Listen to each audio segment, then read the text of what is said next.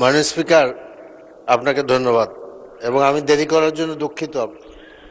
মাননীয় স্পিকার, আমি আমাদের ৭১ ধারায় যে বলেছিলাম যে আমরা দেখতে পাচ্ছি যে শরীফ ওসমান বিন হাদির যে মামলা, এই মামলার অধিকতর তদন্ত করা বলে বারবার এটার প্রতিবেদন দেওয়ার তারিখ পিছানো হয়েছে। মাননীয় স্পিকার, এটা এই পর্যন্ত 11 বার এটার তারিখ চাওয়া হয়েছে।